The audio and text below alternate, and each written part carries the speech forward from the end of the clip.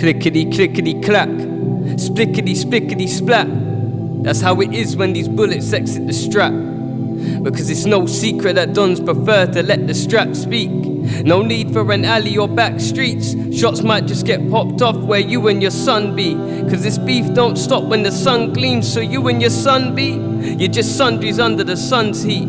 There's no reprieve when the sun peaks. So it's one last gaze as the sun beams. You're meeting the concrete.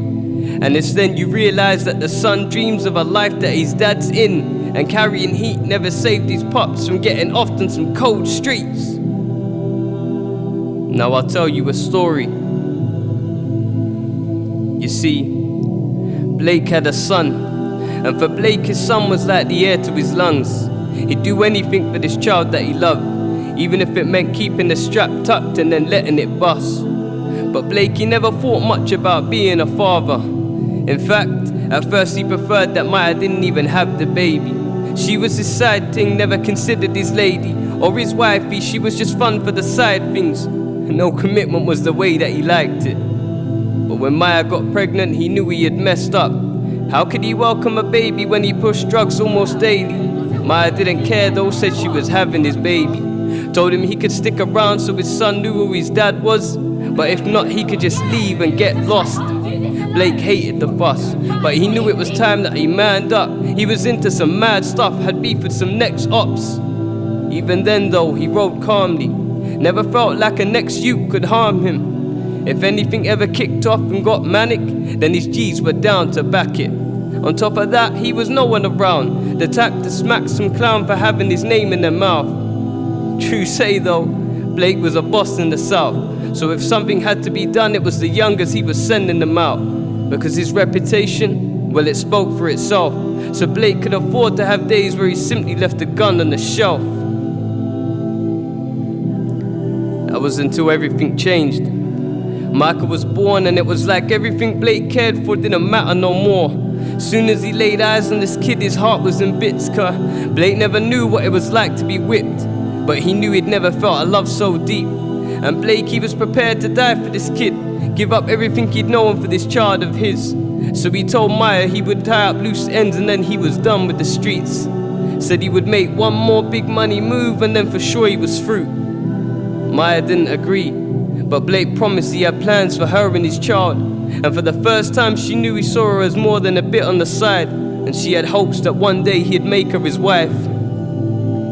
Couple days later, Blake was making plans with his dons. Told Maya when he was done they were starting afresh. Said he no longer had time for the roads and the stress. Then to Maya holding his child confessed that somehow very soon they'd be leaving the ends. Now listen closely, because here's where things took a turn for the worst. Maya was happy, but she wasn't sure about leaving the bits. She knew her and Blake, they were taking a risk. So one night on the phone she ended up letting it slip. Told her girl that Blake wanted to take her and Micah away on the trip, and she wasn't sure if she was ready for a change like this. But Keisha, she caught on real quick. If Blake was leaving with his chick and the kid, then he was snaking every one of his G's and the bits. A week passes, and Maya has her mind made up. She knows if she loses Blake, she'll be stuck in a rut. So she's ready to go as the time comes close. She's leaving with the two people that she holds love for the most. And man, she's just gotta try not to boast. She's got everything she's ever wanted, she'd never been so stoked. Then Maya hears a knock at the door.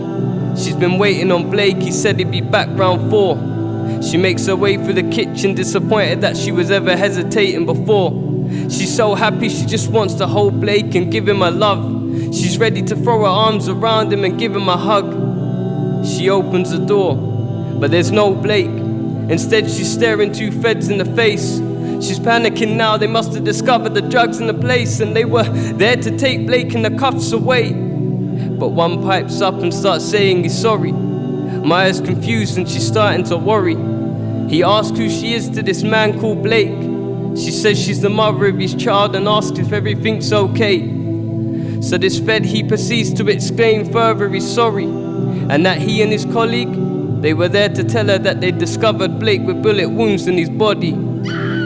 He says the paramedics did what they could, but it was too late because Blake, he was already dead. You should know by now that these stories, man, they never end well. But the key to this story is the night Maya let things slip. Cause Keisha didn't care that Blake could father the kid. She only cared about a man and knew how he valued the bits. So she told him about Blake's plans and how he was going away on a permanent trip. So Blake's own boy tricked him into a meet, then emptied the clip and let him die in the streets. Damn. I wish I could change how things that day went down. Because damn it, 15 years later, Dad, I'm still missing you now.